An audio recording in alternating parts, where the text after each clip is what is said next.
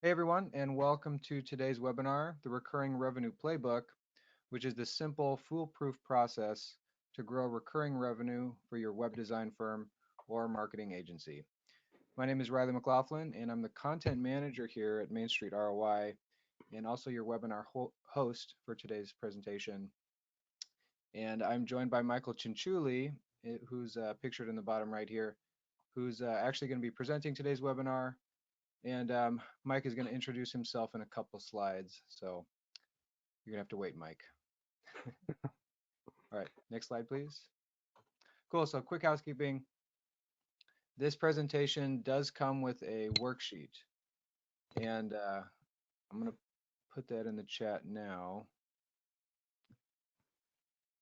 So when you open up that worksheet, it's going to take you to the first tab, which has some instructions about how to make your own copy. It's in view only mode, so it can't be edited. But basically, you would just go up to File, click Create, Make a Copy, and just save that in Google Drive. And we will be doing Q&A during this presentation. Um, just to make sure that, whoops, let's go back one slide. Cool. Just to make sure that everyone can access the chat, why don't we all go there now and enter in how many MSROI trainings you've attended. So we'll see if, just make sure everyone can access that chat. And as far as questions go, if it's pretty quick question, I'm just going to interrupt Mike during the presentation and ask it. But if it's a pretty in-depth question, we'll just leave that to the end so that Mike can give you a really thorough answer. Cool. And I see some answers in the chat, so I think we're good to go. And yes, we are recording. So you can expect a copy of this recording and the worksheet in your email by tomorrow. And just be sure to check your spam folder. Some emails have been getting sent to spam, so just check spam just in case. All right, next slide. Cool. So what we're going to cover: the number one threat facing too many agencies, the top 4 recurring revenue options, who to sell to and how for quick wins, how to deliver exceptional service, why and how to adjust your existing sales process, how we can help, and then we'll move to live Q&A. And with that, I'm going to pass it off to Mike. Hello, everyone. So I am Mike, and I am the account success manager at Main Street ROI. I help run operations for our largest agency partners. I help new and existing partners grow their client base and add additional service offerings. And I help partners with account management. October 2024 will be my 10-year anniversary, which I'm very proud about. I've been with Main Street for a long time, ever since I graduated college. I came on as an analyst. For about 7 years, I ran operations. And over the course of the last year, I realized that my real passion is actually helping partners and speaking with partners and helping grow. There's a few case studies we're going to get to towards the end of this presentation that I was directly involved with, and I'm very, very proud of. So I'm happy to be exactly where I am now. Um, all right. So the first thing we're going to cover is the number one threat to agencies. And this is the feast and famine cycle. Many of you may actually be familiar with this. This is a common trend that we see with agency partners when they first partner with us. And this is actually the exact scenario that our founders were in at their first job before starting Main Street ROI. They worked for a consulting firm that was in this exact predicament. So the feast and famine cycle. On the vertical axis, we have revenue, and on the horizontal, we have time. And what that consulting firm found themselves in, and many of the partners that work with us, um, is in a situation of where they put all of their focus initially on sales, trying to get as many projects and sales as possible. Once they've sold and have all of this work that they need to deliver on, they put all of their focus on executing on that work and delivering results to their clients. Unfortunately, this causes sales to decrease and sales to dry up. And this cycle continues up and down. And it is a dangerous cycle because what happens is it leads to inconsistent lead flow and erratic marketing. It really is a lose-lose situation. Clients end up not being happy with the quality of service when you end up having to refocus on sales, and you're not happy with the volume of sales because your focus is being split. It's truly a high-stress situation. I hear it from partners when they first join with us, and I've heard it time and time again from hearing stories of our founders prior to starting Main Street ROI. Trying to make payroll at the beginning of every month when you can't predict what's actually going to be there. Um, it also leads to a lower valuation and less exit options. Buyers don't want to purchase a company that doesn't have predictable revenue. And when you're in a scenario like that, focusing all on sales, having all of this work that needs to be executed and sales drying up, you never really know what's going to happen month to month. Um, and the root cause of this is only selling projects. And that's because projects don't recur. Now, projects can certainly be good, but you can't rely on them. The solution is certainly recurring revenue services. This allows you to confidently predict the revenue for future months, and it eliminates the stress of making payroll. Now, we have one case study here that's very relevant. We had a partner of ours, a web design agency, who was only selling website projects. And they came to us looking for ways to grow and avoid that same feast and famine cycle. So when we started working together back in 2019, we started thinking about ways that we could add recurring revenue for them. And the results were really great. In 2019, they had about $28,000, a little over $28,000 in recurring revenue. And that was about a little over $2,000 per month. A year later, they were up to 36,000 in revenue, and that was about a little over $3,000 per month. By 2021, it really took off, and it was at about 122,000 a year, or a little bit over 10,000 per month. And finally, in 2022, they were up to $179,000 a year, or a little bit, or just under, I'm sorry, 15,000 per month in recurring revenue. We're very, very proud of this. Um, and so it's great to just sell recurring revenue. But what exactly should you sell? How do you sell it? And how do you fulfill on it? We're going to address those questions next. So we're going to talk about the top four recurring revenue services that you should be selling. And these are ranked by demand and what we hear from clients and from partners' clients. First up is SEO. There's a lot of natural demand for SEO. And if you are already selling projects, maybe website projects, you may already be bundling or doing some sort of initial SEO, or you may already hear clients that are asking for SEO services. This is a fantastic recurring revenue service to include, especially right after building a new website to really help that take off and nurture the site.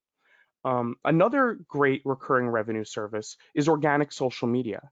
It's also a really natural add-on to SEO. It's fantastic at complementing SEO, and is definitely easy to execute on.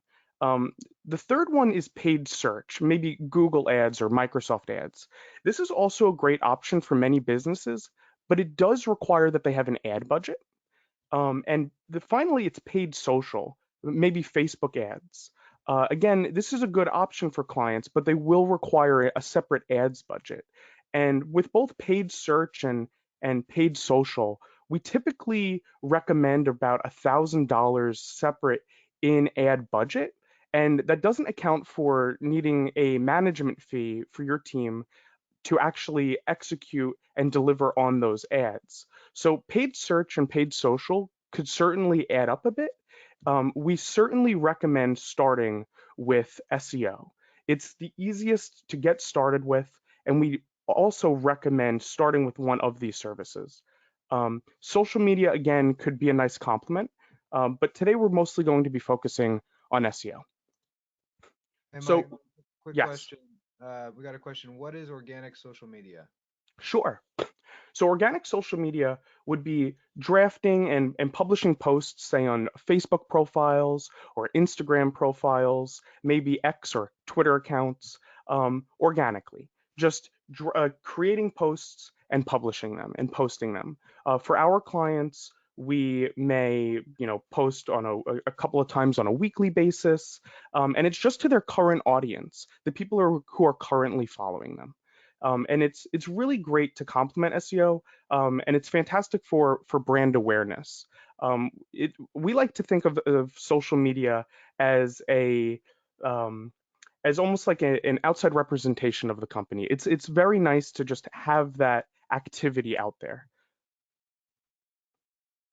So, who should you sell to for quick wins? Now, we think of this as a two-phase approach. The first phase would be to sell to your existing and past clients. We think of this as being the first step because these clients already know you, they already trust you, and they likely, well, already like you. So it's very easy to start to explain to them the importance of recurring revenue, and they should trust you in that. After that's done, we recommend the second phase of incorporating this into your current proposal process so that you're able to sell recurring revenue services on the front end along with your projects that you may already be selling. This is where, when you're selling a website project, you can start to have your client think about, what to do when that project's over and continuing, say, with SEO or with organic social services. Again, if they have the ad budget, this would also be a great time to discuss, search ads with them or social advertising as well, but they will need that ads budget to execute on those. So we do have a proven partner sales process that we're going to talk about. And I have been directly involved in this for a long time, even before I was in my current account success manager role.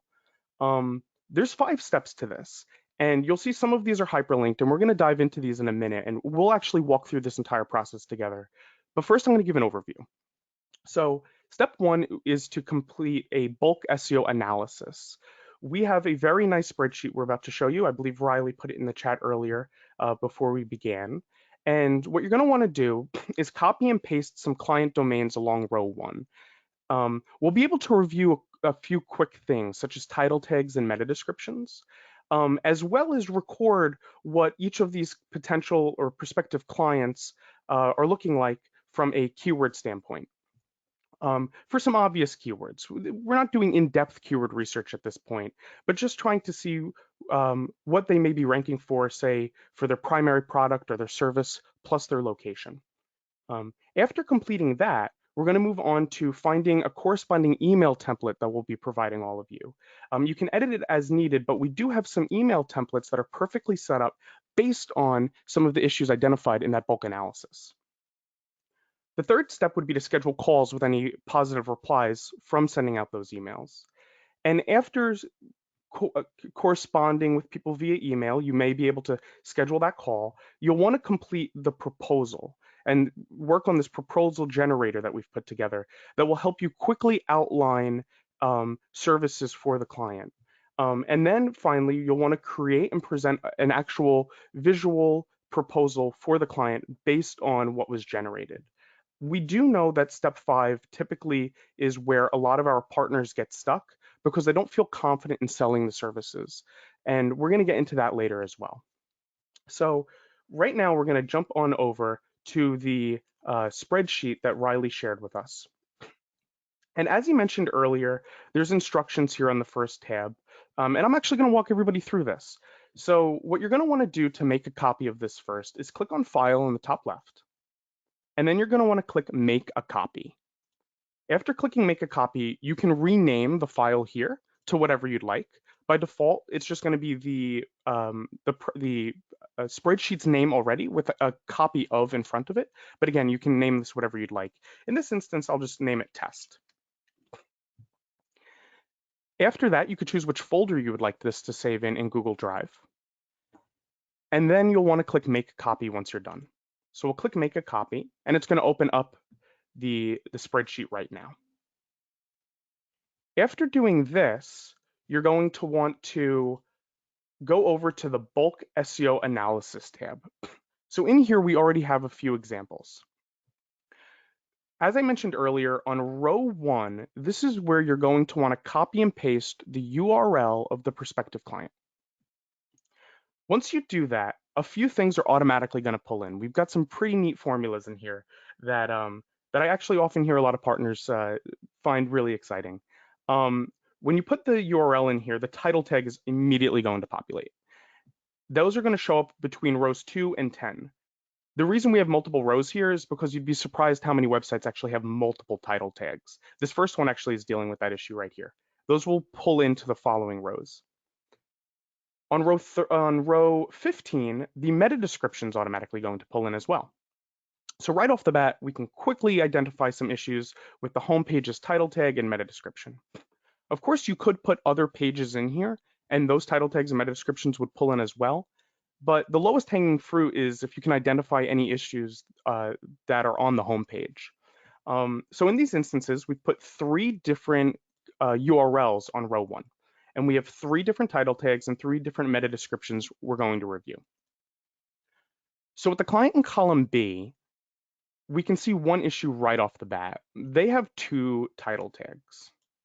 And you can see that on row 13, I've actually added some additional information. Not only do they have 2 title tags, they're also lacking geographic terms. Those are very important for local businesses, and all of these are local businesses.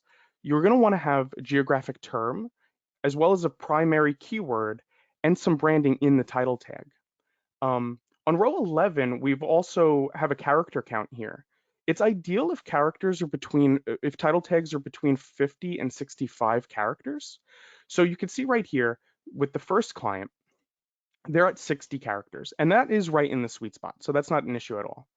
But based on what I've already outlined, we have 2 issues here. There are 2 title tags that are pulling in. That needs to be cleaned up, as well as there's a lack of geographic information. If we move over to the client in column C, we notice that their title tag is actually long. It's about 10 characters outside of the limit that we have over here. So that's why it highlighted red. Another issue is that they also lack geographic terms. They do have branding, they do have some primary keywords, but they're lacking geographic terms. They're already over the limit as well, so this title tag definitely needs to be cleaned up. It needs to be a little bit shortened. It needs to have more of a focus for their keyword and include a geographic term. Finally, the client in column D, we see that this title tag is both long, lacks a geographic term, and even includes the word home at the beginning, which isn't necessary at all. On row 15, we can now review the meta descriptions. So for the client in column B, their meta description pulled in, and that is outside of the meta description character length, which sits between 155 characters.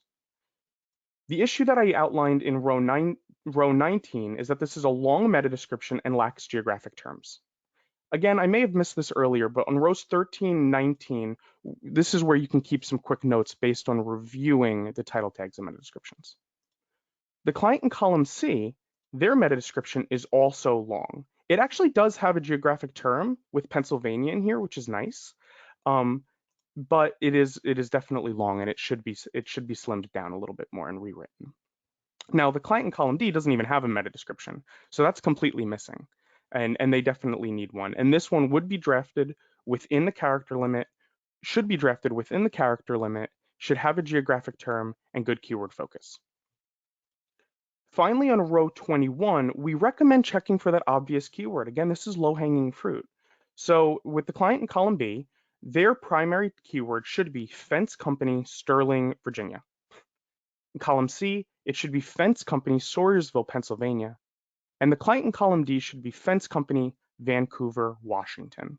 So with a quick Google search or using another keyword tool, we can quickly identify that each of these clients are ranking either 8th, 1st, and 40th for the primary keyword. 8th means that they're on page 1, but there's still definitely room to grow. The client in column C actually has pretty good keyword rankings for the primary term, which is nice. And the client in column D is sitting at 40th. So they definitely have a lot of room to grow. And honestly, by having an optimized meta description for their homepage and a better title tag, they could probably already see some growth there before even getting into the rest of the website. After you've completed this analysis, you'll want to move over to the email templates tab. And this is where we already have some pre-configured email templates that you guys can use. The first one that's highlighted in yellow is set up in case you throw a prospective client in there and nothing really quickly is identified. Of course, if you did a deeper analysis, you would likely find issues with this client's website. Anything from maybe other pages on their site or lacking title tags or meta descriptions, or maybe they're too long or short, or maybe other issues as well, such as broken links on their website. Um, a full deep analysis will uncover all of those issues. And this first email template is exactly that. It's offering to the prospective client a complimentary SEO analysis, where hopefully you'll be able to find some additional issues that you can let them know that you're able to fix. All of the other templates going over to the right that are highlighted in various shades of green are to line up with issues identified in the bulk analysis. These go anywhere from homepage title tags not being optimized or duplicate homepage title tags like we saw with that first client. We also have if a homepage meta description is missing or homepage meta description is too long, or if they're not ranking for their obvious keywords. Now, all of these templates are what we've put together. Of course, you can edit these as you see fit as well. After reaching out to each of the clients with these emails and hopefully being able to schedule a call with them, you'll want to put together a proposal. And that's where this proposal generator comes in play. It's really neat and it's really simple, but it quickly lines up with, in this instance, with our fees. Of course, that is also customizable if you want to change it for your own fees as well. But let's walk through this. So the first section of this generator is what we call the proposal checklist. There's a couple of questions in here that you'll want to fill out. So the first one is enter the number of priority pages that you think should be optimized on the website. Initially optimized on the website, say with a tune-up project or in that first month that you want to tell them, hey, we're going to go in and we're going to fix these. In this example, let's change this to about 10. We typically start with about 10 pages when we do our tune-up projects, but you can customize this to whatever you'd like. Row 4 is really nice. If you're ever going to be working with us and use a proposal generator like this is where you could put your markup. So again, these fees are aligned with ours currently. So any numbers you see here are going to be our fees to do this work. And if you wanted to add, say, a 50% markup on whatever our fees are, all you have to do is type in a 50 here. And you'll see on the right-hand side, which we'll get into in a minute, you'll see your fees here, ours plus the 50% markup. On row 5, you'll want to enter the number of locations. So if this is a local business, how many locations do they have? In this example, we'll go with 1. And finally, on row 6, we'll want to enter the number of pieces of content that you think are necessary for this client on a monthly basis. We always tell our clients that content is king, and it's true. Um, and that they should always have regular blogging and an active blog, at least say 1 blog a month. But the number of content may also need to include service pages that are lacking content. Maybe, some pages or product pages don't have any content. Maybe some have some content but could use frequently asked questions on the bottom, which are very helpful. So in this example, we'll change this to 1 piece of content per month. On row 8, we have our month 1 project fee. Again, I mentioned that it's really great to start with a tune-up project initially, get a lay of the land, make some initial edits to priority pages such as title tags and meta descriptions before going into a routine of monthly SEO services. So here in the section starting at row 8, you'll see what our fee would be to handle this project. 10 pages with 1 location and wanting to handle about 1 piece of content per month. To the right of that is our fee plus that 50% markup. If we were to change this, say, to 25% markup, you'll see that that number quickly adjusts to $2,500. We'll put that back to 50 for the sake of this example, though. On row 10, we have a reduced scope option as well. So if you think that initial option, that initial recommended fee may be a little bit too high or too much for the client to digest, We have a reduced scope fee here as well. And what this essentially does is it takes the number of pages you initially input and it halves it. And again, to the right of that, you'll see that fee with a 50% markup. Now, after we've done that first initial month one project, you'll want to go into monthly services. And this is where we have a breakdown of what monthly SEO would look like. We have some more options over here on the right as well we're going to play with. So the three options here are a recommended package, a reduced package, and a premium package. On the right-hand side, on our end, the biggest differentiating factors when it comes to fees on a monthly basis are how many hours or how much time is necessary to spend on the website to make sure that it stays optimized. So for this example, we'll put 1 hour for the reduced option. Let's say we really feel that they need about 2 hours per month to optimize the site, to stay on top of things, to fix technical issues. So we're going to go with our recommended option of 2. Now, if the client really wants to be aggressive and really make a lot of headway, let's say we want to spend about 3 hours per month. To the right of that, we have link building. Link building is very important to build a nice backlink profile and to boost a client's domain authority. So with the reduced scope, let's say we go with one bout of link building. You'll see in parentheses here we have guest posting. Now, we do employ a large amount of different types of link building tactics, but a lot of them need to be quite collaborative. Guest posting seems to be the easiest one to get started with.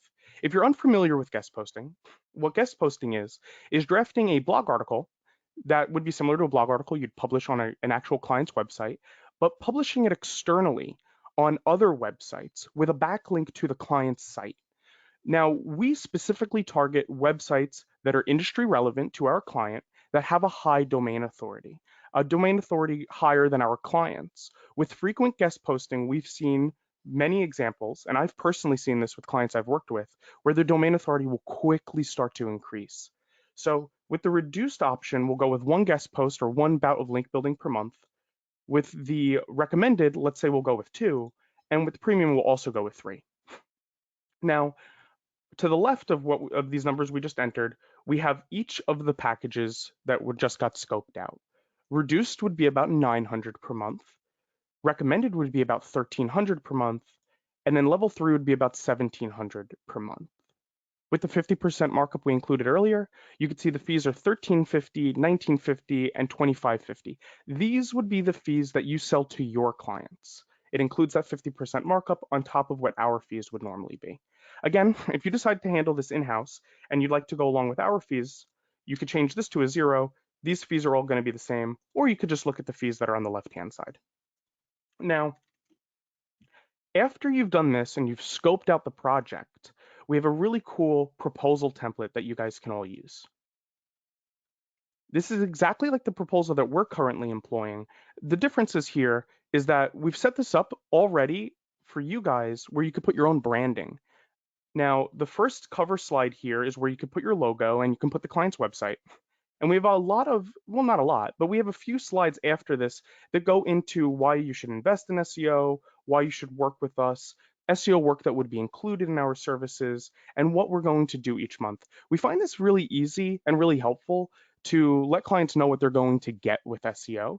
And the proposal is descriptive enough, but also easy to digest for clients. It kind of does a lot of the heavy lifting for you.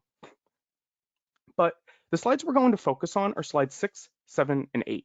These are the slides you're going to want to update based on the proposal generator we just filled out. Now, slide 6, we're going to start with, you're going to see some things highlighted in red. Those are specific to local businesses. If you're not dealing with a local business, you're going to want to remove these. Phase 1 includes the tune-up project and all the work that would go in to a tune-up project, some initial keyword research, some documenting and implementing some initial edits for title tags and meta descriptions, as well as an analysis of top-ranking competitors and a technical SEO audit. Again, highlighted in red is Google Business Profile Optimization. If they're a local business, that's not as important, so you can strip that from this. Phase 2 goes into monthly SEO management. This includes the ongoing keyword research, ongoing content development, link building, in this case, maybe guest blogging, or any of the other link building tactics that we do employ. as well as local citation building and Google Business Profile posting specific to local businesses. We will also do ongoing SEO auditing, technical fixes to identify technical fixes and correct said technical fixes, as well as ongoing competitor analyses to identify what competitors are doing from a content standpoint, as well as potentially link building opportunities that competitors are employing. And last but not least, we provide monthly reporting, planning, analyses, and consulting to all clients. The next slide breaks down the deliverables of work for monthly SEO. There's also some descriptions on the side that help explain to clients that are less familiar with SEO what each of these mean. What's highlighted in red, again, are the things that you'll want to edit based on the proposal generator. So the first one up here is the on-page SEO. Based on the generator here, you'll want to plug in the number of hours that you have at each of the options here. So let's do this live in real time right now. Let's say we want to go with that recommended package. The on-page hours, where it says X per month, we'll want to put the hours that we outlined here. So that's 2 hours. So I'm going to copy that over right here and I'll paste it right there. After doing that, you can change that from red to black. Finally, for content development, you want to place in here the number of pieces of content per month that you recommended. So we'll come here and we first went with 1 piece of content per month. So we'll fill that in right here as well. And then you can change this from red to black. After that, it's link building. How much link building did you recommend? Again, with the recommended package, we went with 2 pieces of link building or 2 guest posts. So we'll fill that in here as well. And again, we'll make that black. Last but not least, we have local SEO management. The entire row is highlighted in red because this is specific to a local business. If they're not a local business, you'll just want to strip that row completely. If it is, we recommend obviously changing that to black so it's more presentable. Last but not least, you're going to want to go to the 8th slide. The 8th slide is a breakdown of what the fee schedule is going to look like. So if we go back here, we'll see that the first month with a 50% markup is $3,000. So we'll take that 3,000 and we'll put that right here. There's a total column here. We'll change that to 3,000 as well. After that, we'll want to come here and we'll grab the recommended fee. And the recommended fee is going to be $19.50 per month. We'll put that across the board, as well as fill out the total column. Now you'll notice here that the month 1 fee can also, we have been able to split this up over 3 months. In those instances, you may see a combined total for the first 3 months. If you were to split this up at 1,000, 1,000, 1,000, that would look like this.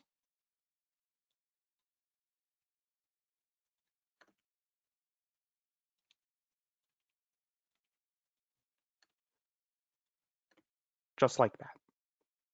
And then you're ready to go.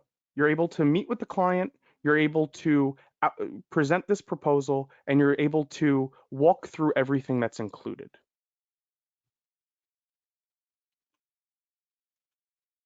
Now, again, I mentioned that this is where our partners often get stuck because they don't feel confident selling services. You may actually want to get expert sales assistants because if the biggest roadblock is selling the services and you're not 100% confident, then you'll probably want an analyst to join the sales call for backup, which we always provide. So this is how we sell our services to clients as well. Our sales consultants are not experts in SEO by any means. They definitely know their way around things and they know enough to be dangerous. But whenever things get really nitty gritty, they do defer to our analysts on sales calls so they can get in there and talk about things that are a little bit more technical. So there should be no excuses. You just need to partner with an agency that will provide an SEO analyst to help during the sales process. And we absolutely provide those to our partners. I also personally get on sales calls as well, and I would be happy to help whenever needed. Now, some small but important details. If you're looking at that proposal that we filled out a moment ago, you'll notice contract length. Our template proposal does include month-to-month terms, which you can edit as you see fit. As you get more confident, you may want to test and try out maybe locking them into a 6 month or a 12-month contract. But when you're just getting started, we really recommend month to month. We found that to be the easiest for the sales process. In terms of payments, we strongly recommend payments upfront versus post pay to avoid wasting time and energy on accounts receivable and chasing down payments. Finally, with payment processing, we strongly recommend requiring credit cards that you have permission to charge every month unless you get a cancellation notice. That makes the whole process a lot easier. We typically and personally require a 30-day notice when clients cancel. We don't have a 30-day notice with partners though. If a client cancels on a partner and the partner's not getting paid, we immediately end services for them. So we do not hold partners to 30-day notices, just typically direct clients. Now, once you've figured that all out, how do you deliver exceptional services? So there's two options for fulfillment. You can either do it yourself in-house if you have the resources, the expertise, and you feel comfortable with those services. We often do have partners that feel comfortable with certain services but need help with others. Maybe they feel comfortable with SEO, but they need help with ads. Maybe they feel comfortable with social media, but they need help with SEO. In cases that you don't feel like you have the resources or the expertise, then we recommend working with an agency partner that does have a proven process and is able to deliver the results and deliver on the work. So, what you'll need in an agency partner, first and foremost, is transparency. Transparency is very, very important because you want to know what the agency partner and what your partner is doing each month. You're the ones that need to communicate with clients. You need to tell clients what work is getting done on a monthly basis. Some agencies operate like black boxes, and this isn't great for a partner relationship because if you're not able to tell a client what's happening on a monthly basis and what they're getting for their money, you're going to run into a risky situation. So transparency is very, very important. After transparency, fast response times are very important. If a client is breathing down your neck, something's wrong, they need help with something, you need to get in contact with somebody immediately to help you out. So fast response times from an agency partner is critical, absolutely critical to have your back and to be available for calls as needed. And finally, they should have a track record of successful partnerships. You'll get a copy of this presentation, as Riley mentioned, and you can click this link to watch some videos of testimonials where we've been involved with our successful partnerships. Also, there's a few other things that are important. Robust reporting is critical. In addition to telling clients what's happening on a monthly basis, they want to know if there are results, if the work actually matters, and if it's impacting their website and their business. So we employ two types of reporting. We have dashboards and we have automated monthly reports. Now, we use a tool, Agency Analytics, to execute on this. When I'm speaking about dashboards, we have these easily customizable dashboards that we're able to share both with our partners and if our partners would like to with clients. We do give the access to these dashboards to our clients. They're able to access them whenever they'd like, and it has some quick metrics that they can see how performance is on their website. And again, we have an automated report that goes out monthly that highlights what the previous month looked like in comparison to other months or the rest of the year. Let's take a look at that right now. So first up is this dashboard that we put together in Agency Analytics. And while we're going to focus on SEO, as we have been for most of the presentation, we can create these dashboards for any services. You'll see up here, in addition to an SEO dashboard, we can create Google Ads dashboards, we can create Facebook dashboards, we can even create Microsoft Ads dashboards, as well as social media dashboards. But let's take a look at the SEO one first. And again, these are accessible using logins that we create for our partners and we can create for clients as well. We like a mix of reporting on rankings information, website traffic, backlinks, and Search Console, but we can customize this however you see fit. There are tons of options and tons of widgets that can be included. And if you partner with us, you'll meet directly with myself and we'll put together a dashboard that you think is relevant to your client and shows the data that you want to show your client.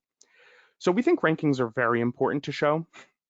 And at quick glance here, you can see how many terms that the site is ranking for, what the change has looked like month over month, as well as an overview for the last month on how keyword positioning is. You can see in this example that most of the keywords that the site is ranking for sit in positions 1 through 3 on Google. That's what the dark green indicates. Light green, which is the sliver down here at the bottom, indicates that this client is ranking for 2 terms, and you can see it on this little pop-up window that appears. I hope that's visible in the presentation. They're ranking for 2 terms within slots 4 through 10. Light yellow indicates positions 11 through 20. Dark yellow or orange indicates positions 21 through 50, and red indicates positions 51 or higher. To the right side is website traffic. Our default is to report on sessions. Again, we can customize this to report on anything. You can include users. Right now we have sessions, and in this example, the client here over the last month has seen a little over 83,000 sessions. There's also a little metric up here that says that's up 36% month over month.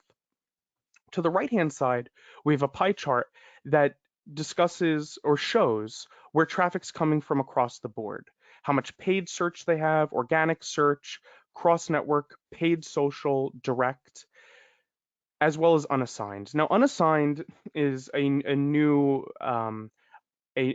category with GA4. It's typically where Google isn't able to figure out where that traffic comes from. Oftentimes, with previously, that would get lumped in under all traffic. Um, Finally, we have session trends down here over the month, and you can see that there's a little over 83,000 sessions, and this is up 36%. And then the total number of conversions. This is an e-commerce business, so these conversions are essentially the number of purchases. Now, if they'd prefer to report on revenue, we can include revenue here instead, and they could see what revenue looked like or sales over the last month. We also like to report on backlinks. We do a decent amount of link building, like I mentioned earlier with guest posting. We also have other sorts of backlinking work that we'll do, such as submitting to citations and data aggregators. We do thorough backlink auditing and find opportunities to build links for clients. So you can see that they've gained 103 links over the last month. They have a total of 2,234 links. Citation flow is similar to domain rating. This dashboard is set up with majestic backlink reporting. We could also connect other services such as Ahrefs or SEMrush, whatever you'd like to use for backlink reporting. And finally, down here, we have a trend that shows the total number of new and lost links over the course of the last 30 days. To the right, we have some Search Console information. So we're reporting on the top queries that are bringing traffic and engagement and impressions to the site, as well as the top performing pages. You can see here that the home page is reporting the best. Now, this dashboard, again, is shared with our clients. They can hop in here and they can look at this whenever they'd like.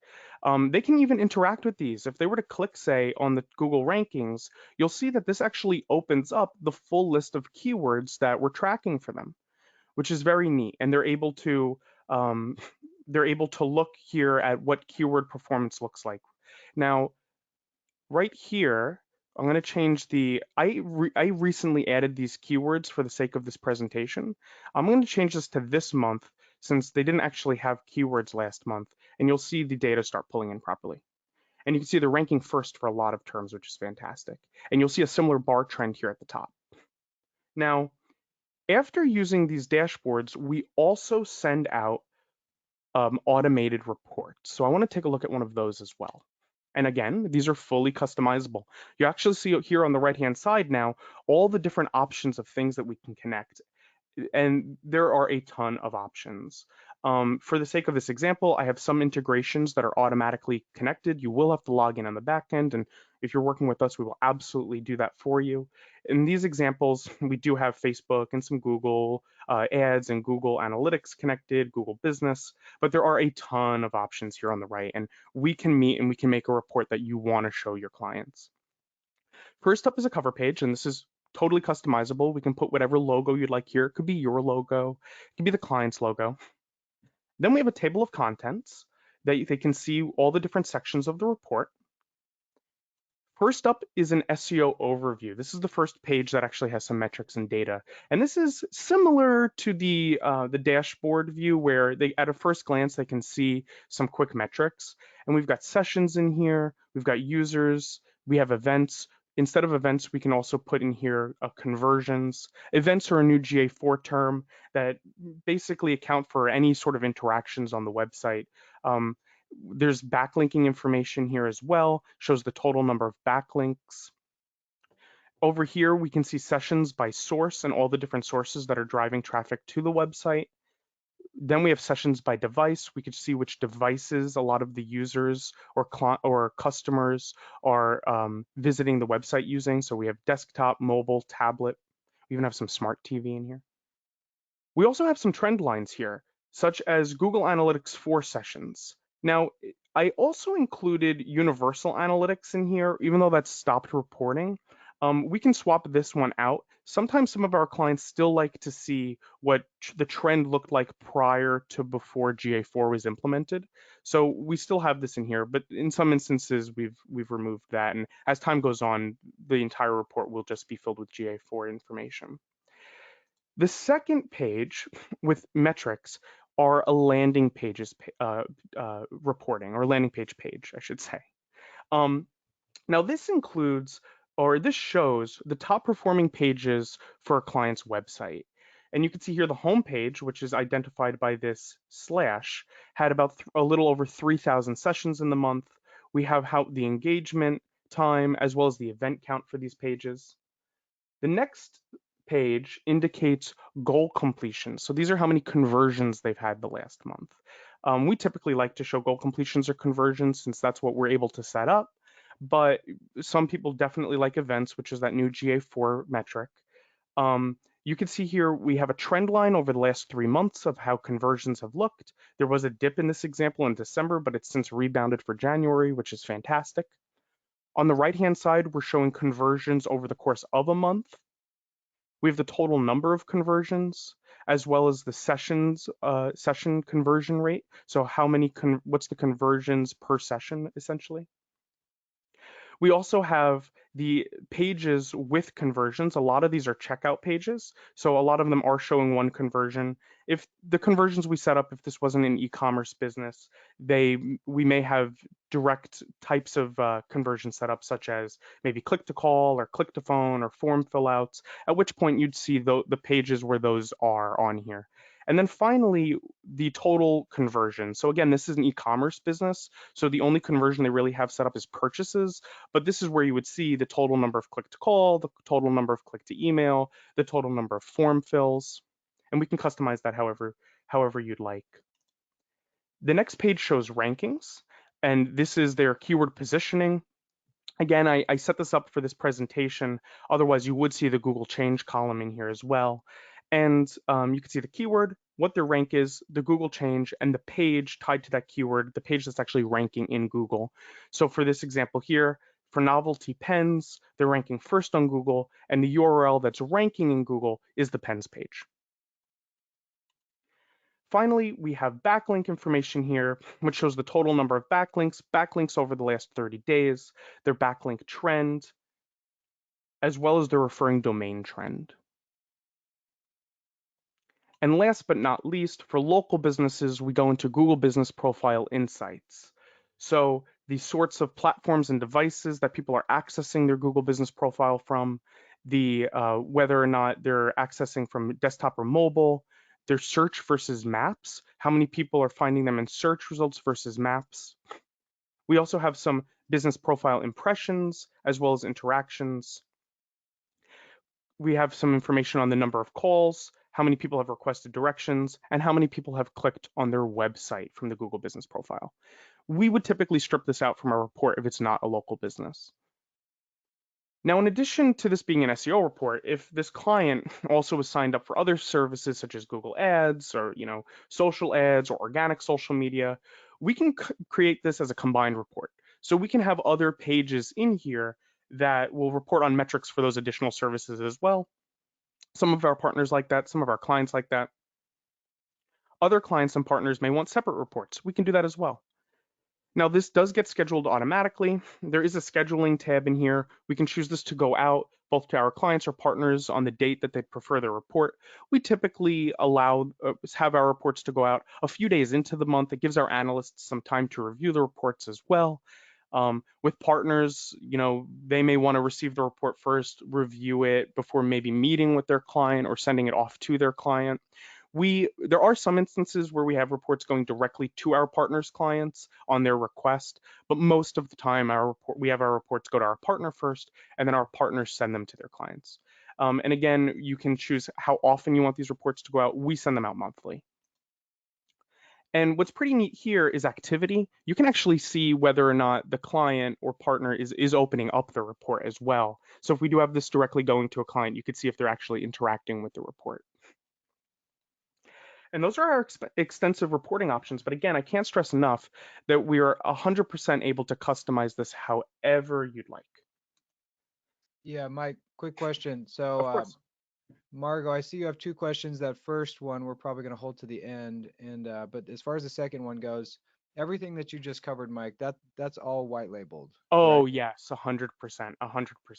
So everything, nothing that you're seeing, while that example showed our Main Street logo, because I wanted you to see where the logo goes, um, this is entirely white label. You know what, I actually want to go back to that for a minute, and that's actually a really good question. I appreciate you asking that. When these reports go out, they actually go out as a link, which is really cool, and it's an interactive link.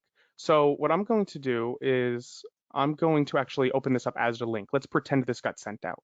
So we will, let's see here. Oh, let me move this down a little bit. Let's click share link. Let's look at, we'll just keep this on 30 days. That's fine. So you'll actually see the link that gets sent out to the client doesn't have anything identifiable in there as saying Main Street ROI. It's just the standard link, and when they click it to open it, they'll see the report, and again, they can interact with it, which is neat. We could put your logo here. We could put the client's logo. The table of contents is interactive as well. You can click on a specific section and jump straight to it.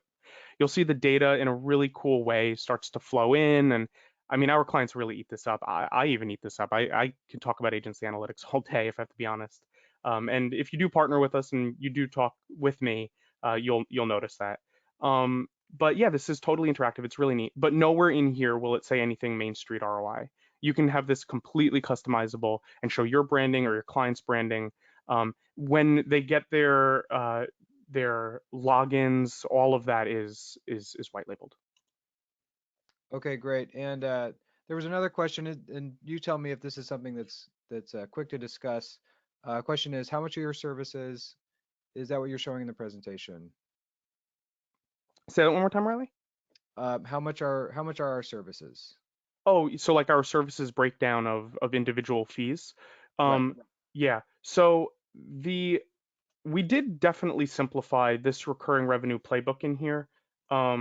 You will actually see there's a hidden tab in here that indicates our fees. So you can actually see our fees for our different services that we have and how much we charge. If you were to keep this completely in-house and you wanted to customize that, you can actually put your fees in here as well. Um, and so yeah, we're open with that with our partners. They're all right here. I did hide that just to make this a little bit more simple, but we can keep that here. Um, hopefully that answers the question. Um, Yeah. and if you meet with me, we are also flexible on some fees to make things work as well. We have plenty of examples with partners that come on with lower budget clients, and we've been able to help grow those, and we'll definitely get into that in a bit. So now, in terms of the process for weekly or bi-weekly, we have a process for weekly or bi-weekly agency updates. These are very important. We meet with our partners on a weekly, bi-weekly basis where we give them updates on how clients are performing, what we've done with work. So you have all the information necessary to deliver that to your clients. And we're also available for client-facing emails and calls as well. So we'll never leave you hanging there. I personally prefer to meet with partners on a weekly basis. Like to give them plenty of updates. Of course, we will communicate via email, but um, there's nothing like getting on a call and actually looking at work and performance together. So now this is an example here of what of the team that will provide you and our partner team. There's an agency coordinator. This would be your point of contact for weekly updates. This person's on call, provides status updates when clients have questions. You can ping that person however is necessary via email, via a phone call. They'll hop in there and they'll help you right away. We also have analysts. These are experts that work on accounts and will help you answer the tougher client questions. You may need analysts to join sales or reporting calls or even strategy calls. And then finally, a billing person. This person will keep track of everything that's active versus paused clients, so your agency's only paying for active clients that need services. Now, phase two is adjusting your sales process. Um, and right here, we recommend modifying your proposals and upselling quarterly. So it's important to modify your proposals to include options for clients where you can add that recurring revenue, those recurring services such as monthly SEO, social media, and advertising right from the start. You should definitely modify your proposals. But also, every quarter, you should review your clients and past clients using that 5-step process I outlined to see who is interested and try to gain more clients with recurring revenue. Now, there are also 4 ways that we can help. And these are direct examples that I'm sharing with partners we've worked with in the past. So, the first way we can help is by adding recurring revenue without hiring. There was a small web design company that had no recurring revenue and limited bandwidth that came to us. We were able to create custom packages and handled fulfillment that grew annual recurring revenue to 6 figures. We can also expand your services. There was a PPC agency that worked with us that wanted to offer SEO services to their advertising clients to better serve them and generate additional revenue and growth. We developed pricing and services packages to match their clients' needs and budgets. We then managed all fulfillment, including monthly reporting, and we joined some of the client calls together when our partner needed that extra support. We can fix bottlenecks for growth also. There was an agency that came to us with strong sales team but had limited capacity to handle SEO, Google Ads, and Facebook ad services. We developed packages and proposals for their sales team. We managed the fulfillment behind the scenes, including the monthly reporting, so our partner just had to handle the client communication. Our partner added 200,000 in annual recurring revenue in 2 years, allowing them to grow without having to take on the increased overhead costs. I like to tell partners all the time that you should treat us as an extension of your team. They were able to execute and do this without having to grow internally. Now, in this example, here's Danny with us. He's going to talk a little bit about what it was like to partner with us.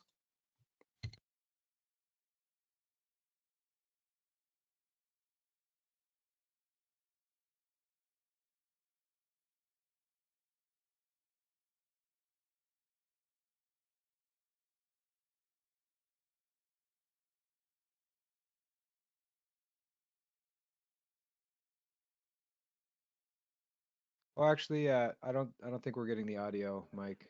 Ah, that's a bummer. Yeah, I was wondering if that was just on my side. Okay, after this presentation goes out, you guys will definitely be able to listen to him.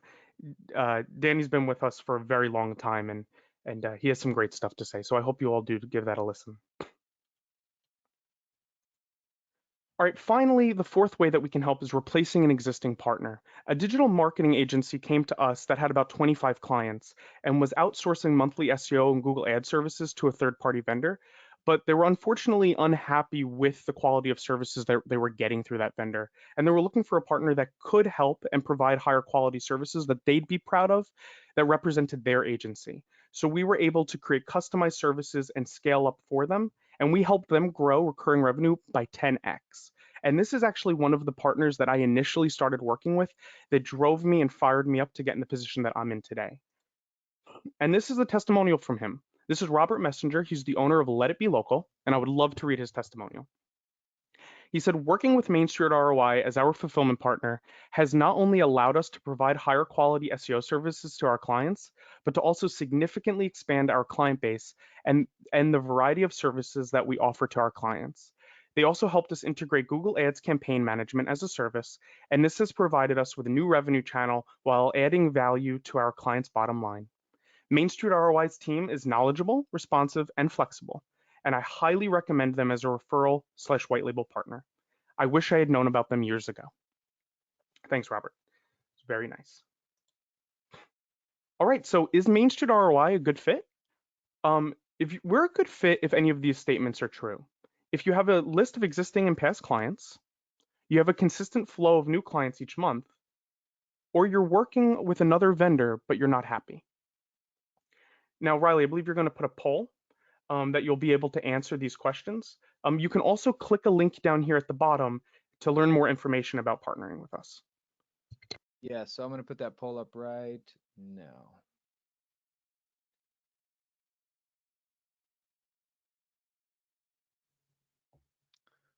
So we'll leave this up for probably about 20 seconds, give everyone a chance to answer.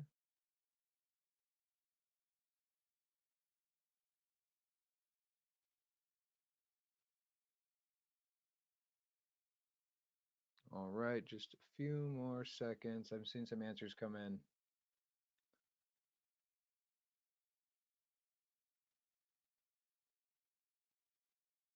Perfect. All right, I'm going to close the poll. All right, great. And that's it. That's the recurring revenue playbook.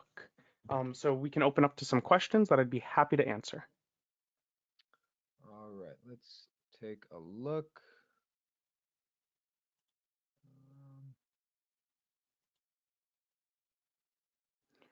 Okay, so we have a question. How would an agency say to their client that you are a partner? Sure. So, in a white label situation, you don't have to. There's plenty of partners of ours that, our entire team, whenever we're joining calls or working behind the scenes, we act as if, we do work for that partner. I join plenty of sales calls where we represent and we are that partner agency, so you don't have to. In a referral situation, we have partners of ours that simply say that we're a partner agency that's able to help with facets of work that we have more expertise or capacity to handle. And in a lot of those situations, we may be working on facets of a service, maybe portions of SEO, or maybe we are working with SEO and our partner is able to handle the ads. So there they are in those instances. We call those reseller, I'm sorry, not referral, but reseller partners. They are open about simply working with us as being able to handle, because of expertise or capacity, certain portions of it. But when it's directly white label, we treat us like an extension and call us your team. Great. And another question, are you charging for reporting, not just a flat fee and included? And Yeah. what is your Okay. average white label organization? Say that last part one more time, Riley. What is your average white label organization?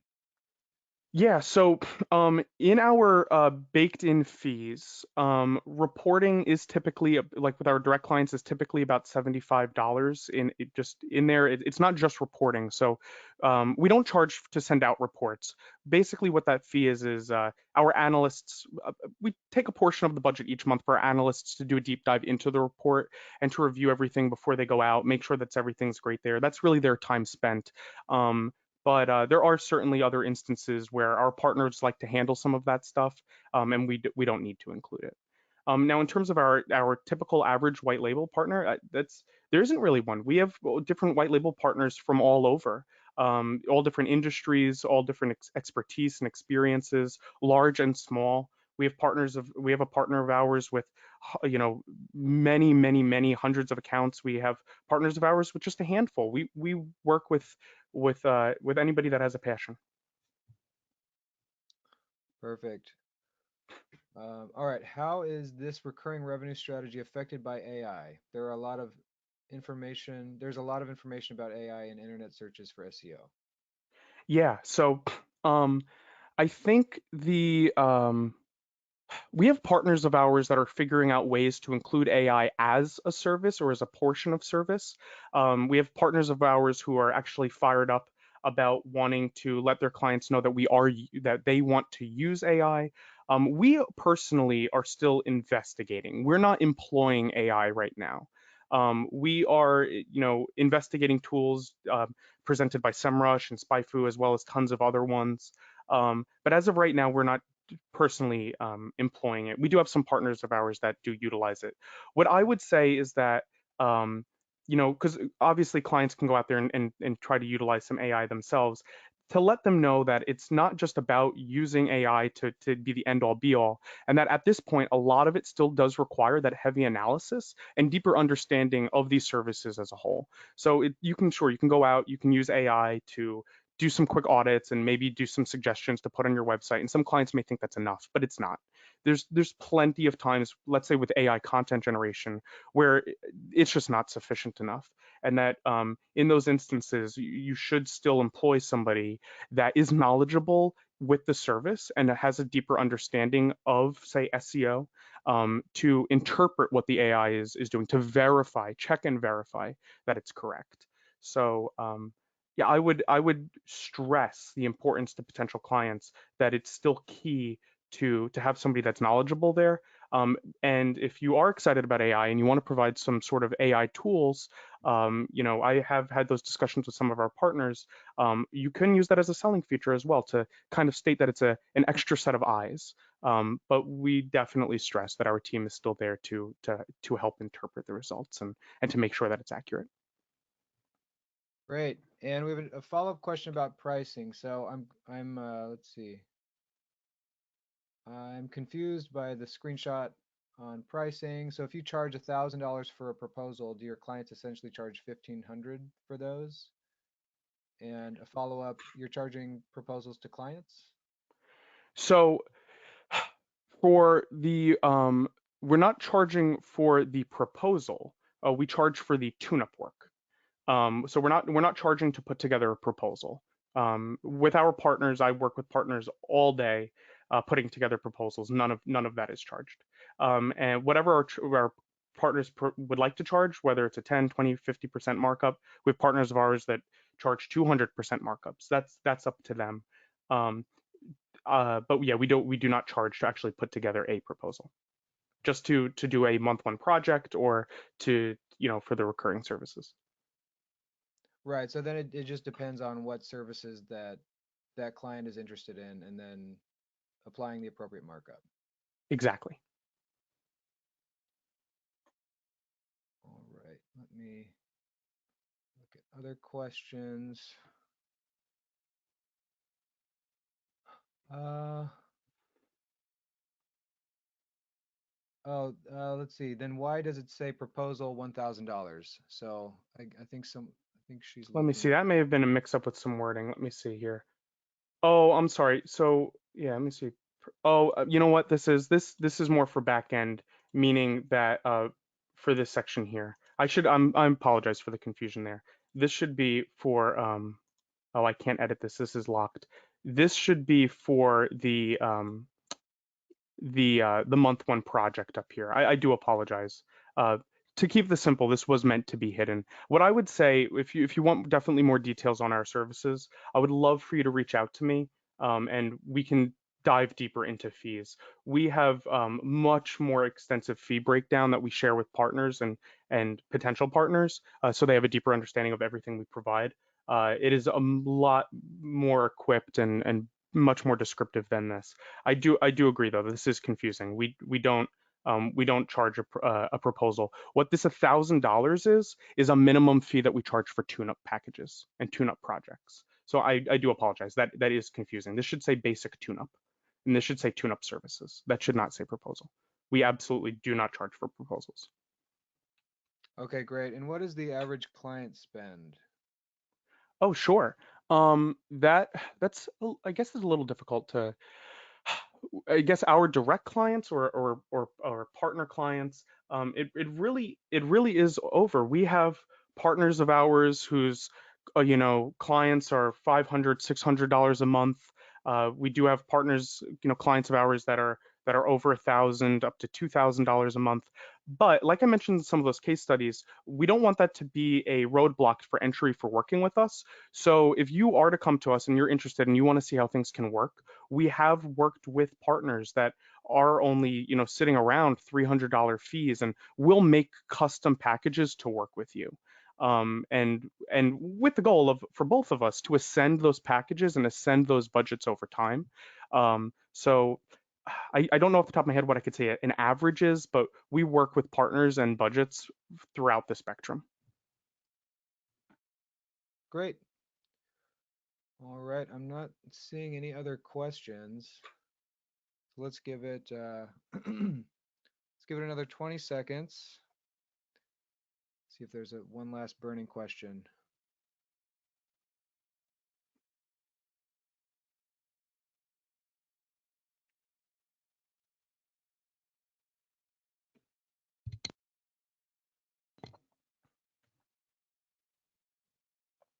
All right.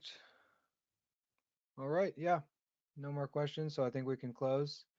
So I want to thank Mike for a great presentation. Thanks so much, Mike. That was awesome. And I want to thank, of course, everyone for attending. And again, you can expect a copy of the recording, slides, and worksheet sent to your email tomorrow. So be on Yeah, the lookout for that.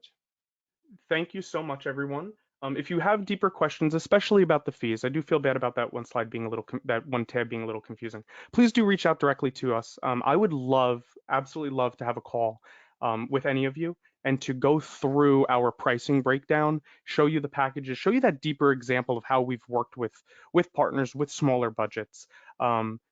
Because we have absolutely been able to make it happen, and then both ascend those, and everybody's happy. The clients get better results, and the partners make more money, and it's we have a proven process, and I'd love to walk through it in more detail with anybody who's interested. But yeah, thank you so much for joining today, everyone. This was a lot of fun. Great. All right. Well, thanks, everyone. Have a good weekend, and hopefully we'll see you on the next webinar. Yes, have a great weekend. Bye, everyone.